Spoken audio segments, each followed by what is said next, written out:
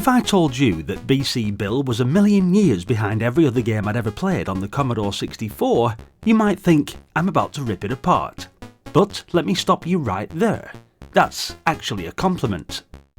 Because BC Bill is so delightfully behind the times, it somehow becomes its own charming masterpiece, brought to us by publisher Imagine Software way back in 1984. Bill is your lovable, slightly overwhelmed protagonist, whose primary goal is to capture as many wives as possible. Yep, Bill's job is to go out, club random women, who, for some reason, are always just wandering about, and drag them back to his cave. First, you club women over the head, drag them back to your cave and, store them there. Then you club some walking food, drag it to the fire, cook it, and then feed it to your new wife. But be careful, because if you accidentally toss her into the fire, she'll be pretty upset. Once the food's cooked, pop it into the cave for your ever-growing family. Behind the scenes, we can presume that some magic happens, as storks start delivering children. Now you've got to feed your expanding brood. If you manage to keep everyone fed long enough, your kids will eventually grow up and leave home. It's a bittersweet moment, mostly sweet, since they're finally out of the cave. But let's say you're doing well. You've got enough food, the kids are fed, and things are looking up. Time to find yourself another wife, right?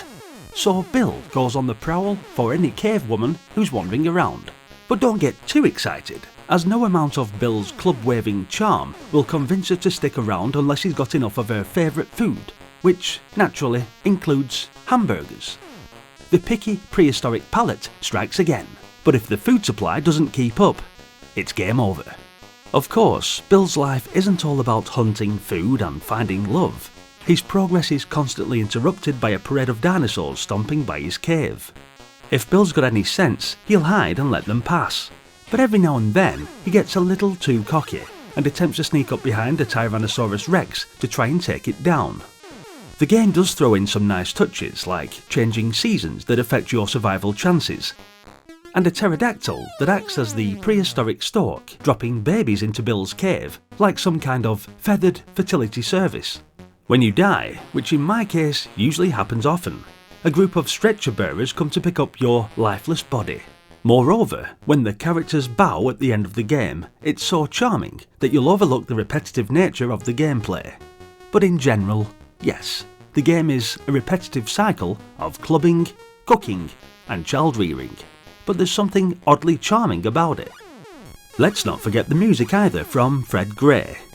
Different seasons have different tunes, and when the stork arrives to deliver a baby, there's some decent Sid tunes accompanying. But the real highlight is the funky jam that plays when your kid grows up and finally leaves the cave. Every child that Bill somehow manages to keep alive for 3 years eventually leaves the nest. Graphically, BC Bill is a breath of fresh air too for such an early title. The character of Bill is a stocky caveman draped in animal skins, and the entire game has a cartoonish vibe. It's not just a game, it's an animated prehistoric adventure. BC Bill is very addictive and does get harder as the game progresses. Can you handle the prehistoric pandemonium and manage your growing family and relentless dinosaurs? Get it fired up on your Commodore 64 and give it a whirl. Thanks for watching, guys. Hit the like button if you enjoyed the video, and let us know your memories on this one in the comment section. Check out the other games on the channel, including everything else that was released by Imagine Software, which we'll be adding to periodically. There's also plenty more games, including ones from various other publishers on the channel playlists, ready to be unearthed and remembered once more. Hit subscribe to follow me on this epic journey down memory lane. And hopefully, I'll see you all in the next one. Until then, bye for now.